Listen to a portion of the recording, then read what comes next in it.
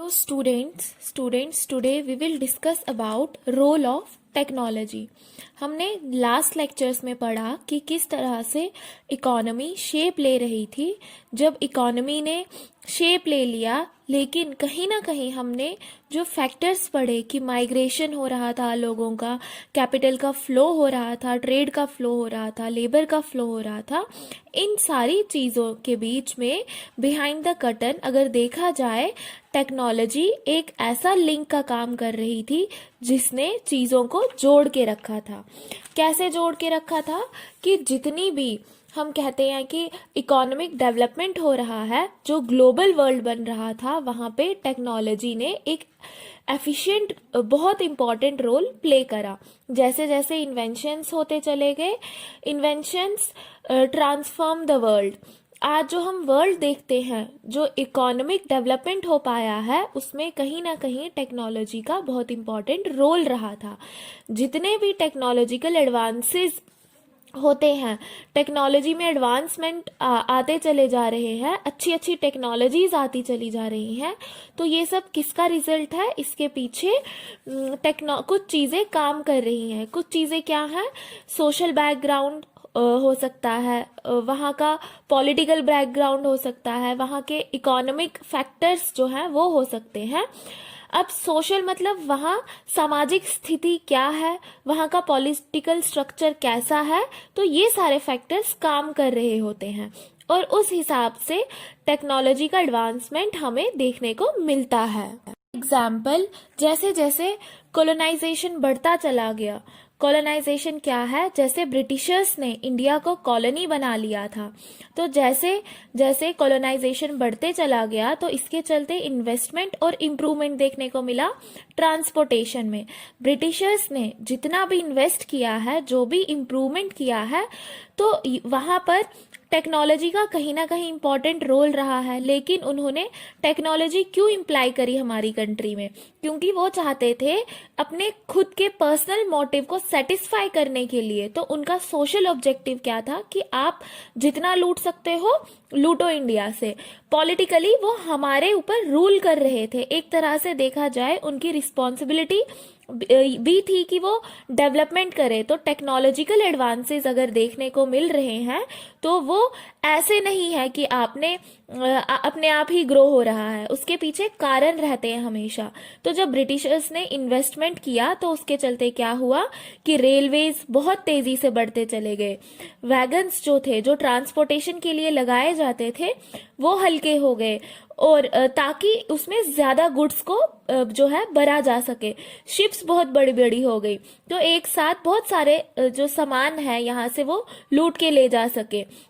वो लोग इन सारी चीजों से क्या हुआ, इन सारी चीजों से एफिशिएंसी आ गई कि अब गुड्स को आप लंबे डिस्टेंस पे ट्रांसपोर्ट करवा सकते हो। अब एक और एग्जाम्पल देखते हैं कि कैसे टेक्नोलॉजिकल इंप्रूवमेंट के आने से वर्ल्ड की इकोनॉमिक कंडीशंस चेंज हो जाती हैं। तो ट्रेड इन मीट का एग्जाम्पल लेते हैं। ट्रेड इन मीट की अगर बात करें, तो बहुत सारे अलग अलग जानवरों का मीट लोग कंज्यूम करते हैं, खासकर वेस्टर्न कंट्रीज में। इंडिया में अगर देखा जाए तो large section of population vegetarian है, लेकिन ऐसा बाहर नहीं है। बाहर क्या है? वेस्टर्न कंट्रीज में नॉन वेजिटेरियंस रहते हैं अधिकतर लोग, तो उनकी डाइट में मीट होता है। 1870s तक क्या होता था, हमने पढ़ा था कि जैसे ब्रिटेन में लोगों ने खेती करना बहुत कम कर दिया था, तो वो एनिमल रियरिंग भी नहीं करेंगे अब, लेकिन खाना तो उन्हें एनिमल है, तो वो क्या करते थे, अमेरिका से शिप करवाते थे एनिमल्स को। अब अमेरिका वाले भी बड़े चालाक थे, उन्हें पता था कि अगर मीट यहाँ से बना के पहुंचाएंगे, मतलब एनिमल्स को स्लॉटर करके अगर पहुंचाएंगे, तो वो तब तक खराब हो जाएगा, सड़ जाएगा। तो उन्होंने क्या करना स्टार्ट किया, 1870s तक ऐसा होता था कि live animals were shipped from America to Europe, मतलब जिंदा जानवरों को ही भेजा जाता था, और इसके चलते बहुत सारी प्रॉब्लम्स थी। ये जो ट्रेड होता था मीट का, जिंदा जानवरों को पहुंचाने का, इसमें बहुत सारी प्रॉब्लम्स उन्हें फेस करनी पड़ती थी। अब क्या प्रॉब्लम्स थी? It took a lot of space. अब जिंदा जानवर लेके जाने थे, तो ऐसा तो नहीं था कि जो पार्ट्स मीट के काम आते हैं वही लेकर जाएंगे और बाकी के पार्ट्स को यहीं छोड़ देंगे, जैसे स्किन हो गई, सींग हो गए। जिंदा लेके जा रहे हैं तो पूरी बॉडी जाएगी, तो it took a lot of space. अब जिंदा है तो जानवर खड़े होंगे, बैठेंगे, घूमेंगे, तो स्पेस की जरूरत जो है, बहुत ज्यादा स्पेस की जरूरत पड़ती थी। उसके बाद मैनी ऑल्सो डाइड इन वोग। अब जब उन्हें शिप किया जाता था तो बहुत सारे रास्ते में ही उनकी डेथ हो जाती थी, बहुत सारे जानवरों की रास्ते में ही डेथ हो जाती थी। उसके बाद बहुत सारे बीमार पड़ जाते थे, जिसके कारण वेट भी कम हो जाता था, तो मीट की क्वांटिटी भी कम हो जाती थी। तो ये प्रॉब्लम्स थी। अब इन प्रॉब्लम्स के चलते क्या है कि बड़ी मुश्किल से अब आप अमेरिका से लाए हो यूरोप में, तो अब रास्ता जो है मतलब सस्ता तो अब आप बेचोगे नहीं, बेच ही नहीं सकते हो, तो मीट की प्राइस जो है वो हाई रहेगी। अब प्राइस हाई होगी तो हर इंसान खरीद नहीं पाएगा, तो डिमांड कम रहेगी। तो इस प्रकार से ट्रेड जो था इतना फिजिएबल नहीं था, तो इतना ज्यादा डेवलपमेंट नहीं हो पा रहा था ट्रेड इन मीट में। फिर आती है टेक्नोलॉजी। अब टेक्नोलॉजी कैसे हेल्प करती है? अब रेफ्रिजरेटेड शिप्स आती हैं। जो रेफ्रिजरेटेड शिप्स मतलब ऐसी शिप्स जिसमें रेफ्रिजरेटर होगा, चिलिंग सेंटर अंदर ही होगा, तो उसमें आप कुछ भी रखोगे तो वो खराब नहीं होगा। तो इसका एडवांटेज क्या हुआ? ये जो रेफ्रिजरेटेड शिप्स आना स्टार्ट हुई मार्केट में, तो it enabled the transport of perishable food. अब पेरिशेबल फूड मतलब ऐसा फूड जो सड़ सकता है, खराब हो सकता है, तो उस खाने को भी अब ट्रांसपोर्ट कर सकते हो ओवर द लॉन्ग डिस्टेंस।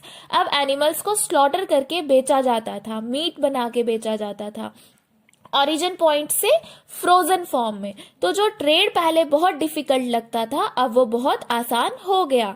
तो उस सेंस में अगर देखा जाए तो टेक्नोलॉजी की हेल्प से इकोनॉमिक डेवलपमेंट कितनी तेजी से हुआ है।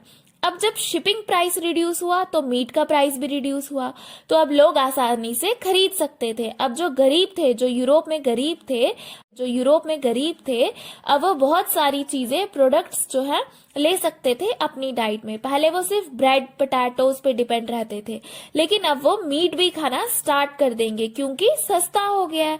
अब जब लोग अच्छा खाएंगे, अच्छा पिएंगे, तो उनकी लिविंग कंडीशन सुधर जाएगी। और लड़ाई किस चीज की है कि हर इंसान अपने आप को जिंदा रखना चाहता है। तो पहले जब खाने की दिक्कत रहती थी तो बहुत सारी टेंशन्स रहती थी सोसाइटी में, कभी वॉर जैसी सिचुएशंस हो जाती थी, सिविल वॉर जैसी सिचुएशन। लेकिन अब जब खाने की कोई दिक्कत नहीं है तो सोशल पीस रहेगी। अब जब लोगों के पास सब कुछ है तो वो इंपीरियल टेंडेंसी को आगे तक लेके जाएंगे। मतलब हम क्या करते हैं, दूसरों पर कब राज करते हैं? जब खुद बड़े आराम से सेटल हो जाएंगे।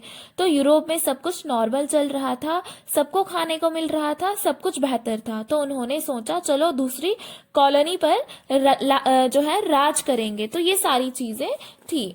उसके बाद हमारा टॉपिक है लेट 19th सेंचुरी कॉलोनियलिज्म।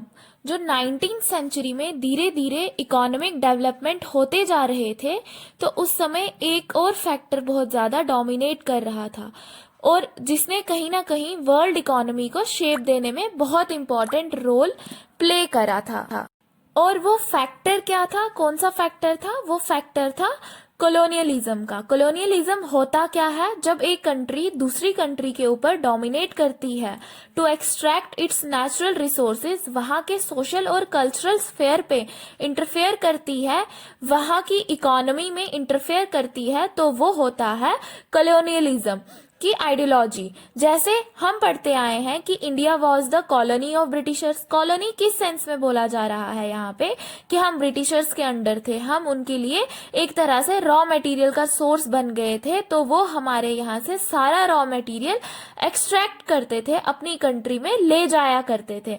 तो लेट 19th सेंचुरी में कॉलोनियलिज्म एक ऐसा फैक्टर था जो कहीं ना कहीं वर्ल्ड इकोनॉमी को शेप दे रहा था और वर्ल्ड को ग्लोबलाइज बना रहा था। ये जो प्रॉस्पेरिटी दिख रही थी हमें कि ट्रेड हुआ इतना ज्यादा, ट्रेड जो है फ्लरिश हुआ, इकोनॉमी ग्रो हो रही है, तो उससे बहुत ज्यादा प्रॉस्पेरिटी आएगी, तो ये बिल्कुल सही नहीं है। क्यों? क्योंकि इसमें एक डार्क साइड भी है। अब हमें दिख रहा है कि प्रॉस्पेरिटी आई है ट्रेड से, तो बहुत सारे लोगों ने इसके लिए बलिदान दिया है। अब ये लोग कौन है? जैसे इंडिया एक कॉलोनी रह चुकी है, we were colonised by the Britishers, तो कितनी परेशानियों का सामना करना पड़ा हमें, हमारे कितने लोगों ने बलिदान दिया, तब जाके हम उस पीड़ा से बाहर निकल पाए हैं। तो ऐसी बहुत सारी चीजें हैं कि जब कॉलोनाइजर्स आए, उन्होंने कंट्रीज को कॉलोनी बनाया, तो सिर्फ इसीलिए नहीं बनाया कि वो डेवलपमेंट चाहते थे, इसलिए बनाया ताकि वो अपनी जेबें भर सके। तो इसीलिए कहा गया है कि यहाँ ये जो ट्रेड के चलते प्रॉस्पेरिटी आ रही थी, इसका एक डार्क साइड भी था। डार्क साइड क्या था कि जैसे जैसे ट्रेड बढ़ता चला गया, तो लोगों ने जो खास करके जो कॉलोनीज थी, वहां पर लोगों ने अपनी फ्रीडम, अपनी लाइवलीहुड को खो दिया। ब्रिटिशर्स के आने से पहले किसान अपने खेतों में आजादी से काम कर रहे थे, लेकिन ब्रिटिशर्स के आने के बाद उन्होंने अलग अलग टैक्सेस लेना स्टार्ट कर दिया। पहले भी टैक्सेस देते थे किसान, लेकिन एक सेंसिटिविटी होती थी। बट ब्रिटिशर्स इंडिया आए और उन्होंने एक्सप्लॉइट किया। इंडिया ने कभी कभी नहीं चाहा था कि हमारे यहाँ से रिसोर्सेज को एक्सप्लॉइट किया जाए और ब्रिटेन में जो इंडस्ट्रीज चल रही है वहां रॉ मटेरियल की तरह यूज किया जाए, लेकिन फिर भी हमारे रिसोर्सेज जा रहे थे। तो वो सब क्यों हो रहा था? We were being colonised. तो यहाँ पे यूरोपियन कॉन्क्वेस्ट देखने को मिला। यूरोपियन निकल गए वर्ल्ड के अलग अलग कंट्रीज में, तो वहां पे उन्होंने क्या किया? कॉन्क्वेस्ट किया, अलग अलग देशों पे कब्जा किया। तो जब यूरोपियन कॉन्क्वेस्ट हुआ, जो बहुत ज्यादा कॉलोनीज को सफर करना पड़ा, तरह तरह की पीड़ा का सामना करना पड़ा, तो वो इकोनॉमिक प्रॉब्लम्स भी थी, सोशल प्रॉब्लम्स भी थी, इकोलॉजिकल चेंजेस भी थे। तो जब कॉलोनाइजर्स वर्ल्ड के अलग अलग पार्ट में गए, तो नो डाउट की कंट्री की जो वर्ल्ड इकोनॉमी के साथ उन्होंने इंटीग्रेट करा दिया। ग्लोबल वर्ल्ड में हम हिस्सा इसी तरह से बने, लेकिन आप ये भी तो देखो कि कितना ज्यादा लॉस बेयर करना पड़ा।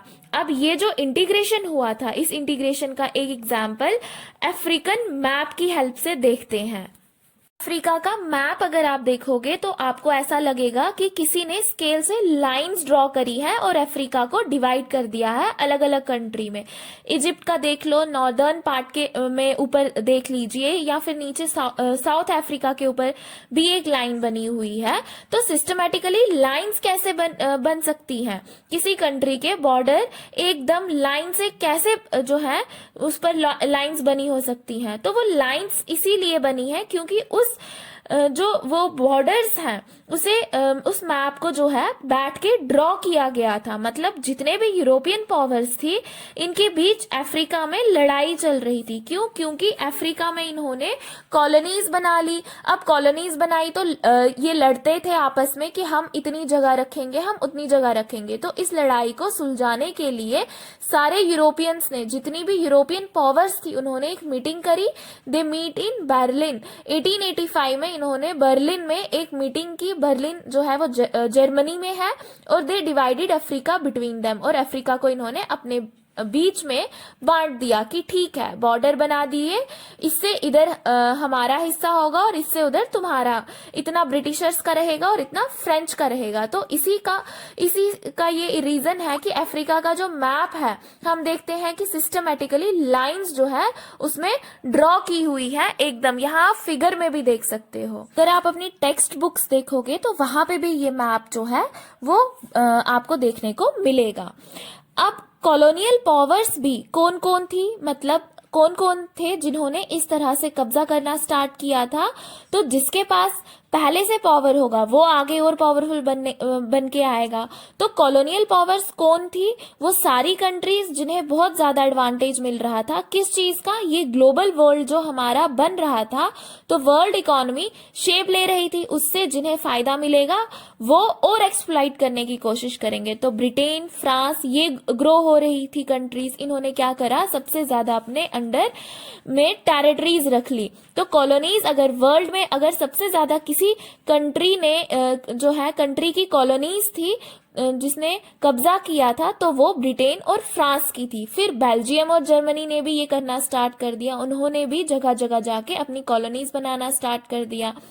उसके बाद यूएस भी 1890s के बाद से कॉलोनीज बनाना स्टार्ट कर चुका था। स्पेन की कुछ कॉलोनीज थी, उसने अपने कब्जे में ले लिया था।